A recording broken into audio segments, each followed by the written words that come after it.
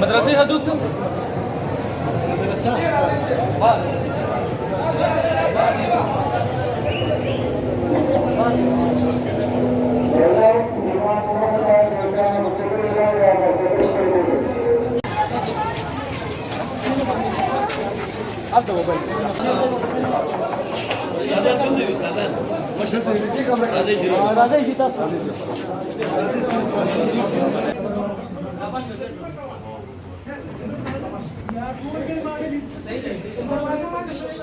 قصدك كده موبايل وانا مش شاطه دي لا خلي بالك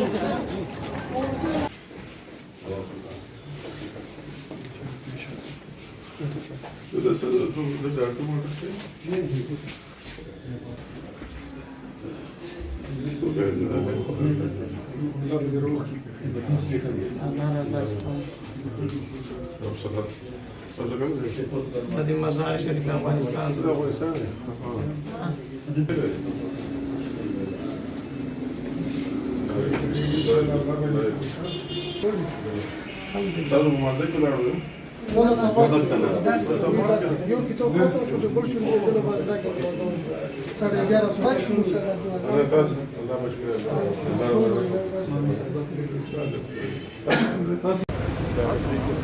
ہمارے پرانے دوست ہی اپنے ساتھ رکھے بسم اللہ الرحمن الرحیم. سب سے پہلے تو میں آپ کی سوال کا جواب میرا خیال میں آخر میں دوں گا.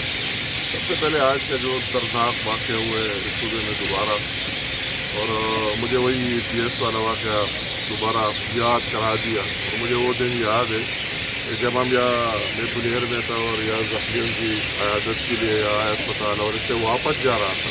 تو آپ لوگوں کو یاد ہو کہ میں نے جلدی دوبارہ میرا ساتھ وہاں ٹینک وہی راستے میں پیش کیا.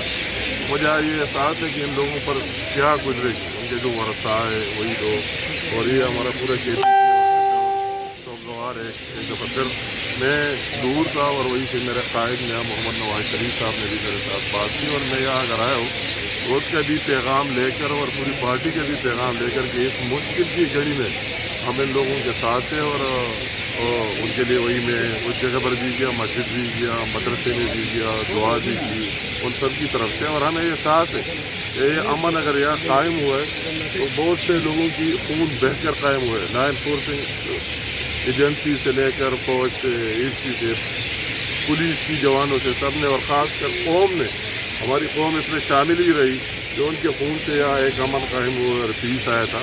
تو میں یہ کہوں گا کہ جس طرح آپ نے بات کی پہلے بلوچستان میں کوئٹہ میں بلاسٹ ہوا اور آج یہاں ہوا، تو ابھی حکومت کی ٹاپ پریارٹی ان کی وہی اپنے مخالفین کو فتح کرنے کا ایجنڈا اپنی جگہ.